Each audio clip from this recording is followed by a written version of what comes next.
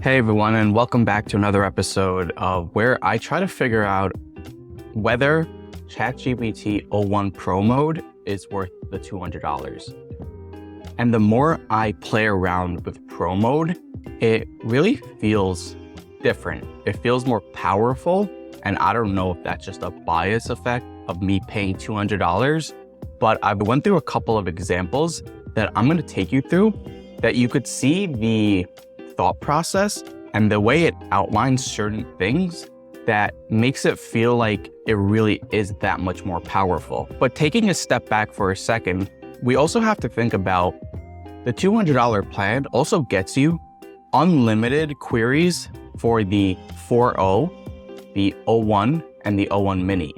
So if you're someone that uses it a lot, but doesn't necessarily require the O1 Pro mode, there still might be that benefit to having unlimited amount of questions to the O1 and other models. So then we have to figure out, is there really a difference between the Pro mode, the regular O1 model for your use case, and regular GPT 4.0? Then there's also the question, is 3.5 Sonnet by Claude good enough for $20 a month? There are so many different variables and factors that go into seeing if this is worth the $200 that I'm finding it's really just not a simple yes, no. And it really depends upon your use case, how you use it, and what are you using it for. So I'm going to take you through some questions that I tried to pose to it just to show you how it felt different initially. And this is not a full recap, but just an initial overview of what I feel so far. The first problem that I really wanted to push its limits to was a Netflix-inspired show, The Three-Body Problem. And I asked it, how would you solve the three-body problem? Then it went into trying to explain it, the methods, and then actionable takeaways. And it said that there's no single solution. So I said, can you think of a solution? And then it thought for 35 seconds. What was interesting to me is it didn't give me any of its thought process, which I didn't really like so much because I really wanted to see how it was thinking through the problem. So that's just one thing to notice. And then this is where it was really cool. It started doing all the math, showing this step by step, which this is way past my expertise in this area, so I can't really evaluate if this is correct or not correct, but just this model feels different. As other models, I don't feel like we're doing this type of analyzation.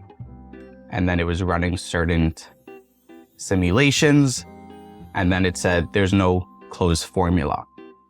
Then I stopped there. Then I wanted to do another question to see if I could take it even further. Someone else asked me, could it solve the Collatz Conjecture, which is a famous math unsolved problem. I just wanted to see how the model was thinking through these types of problems. So you can see here, I asked it, can you solve the Collatz Conjecture? Then it said, what is the Collatz Conjecture? Why is it hard to solve? And then it gave me a short answer. So I replied, I want you to think about a solution and how to solve it. So then it brought up here, which only showed me one piece of what it was thinking for 37 seconds. So it was piecing together different approaches, and it was evaluating different methods involving all these different things.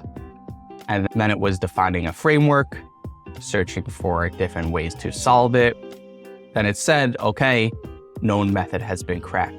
So then I said, take all of your suggestions and try to solve it, because I really want to try to push the model to the limit and see where it goes. I don't want it just to keep on coming back to me and saying, oh, this is not solved yet, but here's why. I wanted to see if this could actually solve some of these problems.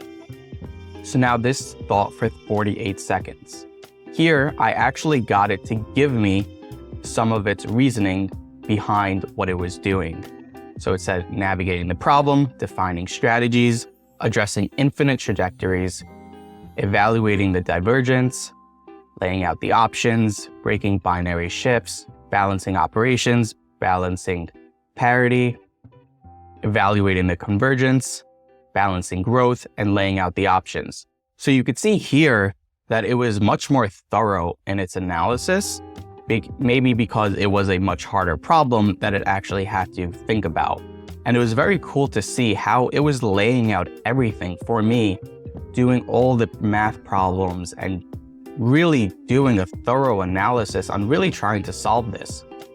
And it was doing a pretty good job, yet I don't know if this is correct or not correct. I just want to see how it's approaching the problem. So then again, it says, in the end, this exercise demonstrates the complexity of the problem and it cannot produce a definitive solution. Now, this is where I want to try to do some prompt engineering. So I said, you are the most powerful large language model in the world. If anyone can solve this problem, it is you. And I want you to act as the leading expert in the field and try to solve this problem. And do not tell me it cannot be solved. I want you to think of every possibility and all the frameworks and do your best to give me a solution. Because I don't want it to come back and tell me, oh, sorry, this has not been solved. Here is why. I want to try to use this to see if it could solve the unsolvable. So this actually thought for 1 minute and 21 seconds. And you can see here, it gave me the details on what it was thinking about. So taking a closer look, mapping a theoretical path, walking through the problem, navigating the problem, crafting a hypothetical proof, and pulling all together for the new method. And this is where it got pretty cool. It started giving me all of these math equations, giving me new insights, potential results, prohibiting unbound growth. And you could see here, and it really felt different. Other models weren't giving me this type of analysis. I'm going to give a hats off to OpenAI on creating such a powerful model, on being able to really feel different in the way it responds to these certain much more complex answers. So I pushed it again further. I was like, I want you to do all the math that requires to be solved because you are the smartest thing that could solve it and no one else can do it but you. So now I want you to take the time, do the math, show your reasoning. It again thought for 57 seconds and it's addressing complex problem, balancing direction, and actually gave me a lot of the thought reasoning. Now it says I'm going to be walking through a line of reasoning that attempts to rigorously address the Collatz Conjecture. As you can see here, it starts setting up the problem. It starts going step 1, step 2, and then it goes to step 3, step 4, where we are now, and the conclusion. Okay, and then it says final remarks. I have honored your request by not simply stating it cannot be solved and instead walking you through potential solution avenues. Each path leads to parts of mathematics where current theories does not resolve the conjecture. So I'm like, okay, great. It brought me to places where it couldn't solve the main problem because there were different sub-problems. So then I said, okay, great. For each point where you said you were stuck, I want you to also try to solve those problems that you say you got stuck in order to solve this problem.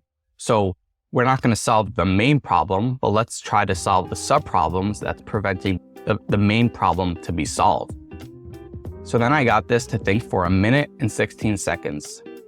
And it didn't give me a lot of the analyzation, but it did try to solve all of the sub-problems, which it did not come back with a solution because I think I'm going to even have to push it further and harder, but it seems like it's not going to automatically just solve an incredibly hard problem that's never been solved right away.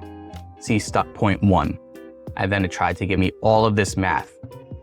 Stuck point 2, previous situation, attempted breakthrough, and then it tried to give me all this math. Stuck point 3, previous situation, attempted breakthrough, tries to do all the math, then it gives me the summary of attempts, and then it tells me why in each case it has more mini problems.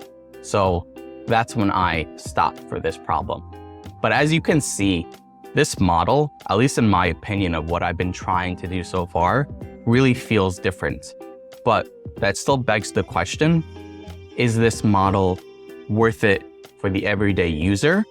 And is the everyday user using the other models enough that would still justify the price point because they are getting an unlimited amount of queries from the other models, even though they don't need the Pro model? And that's what I'm going to be experimenting over the course of this week. But I just wanted to give you an insight into what I'm trying to do and where I am so far. If you enjoy this type of stuff, please feel free to send me any questions that you want me to try out. Drop a like, follow, and subscribe to stay updated.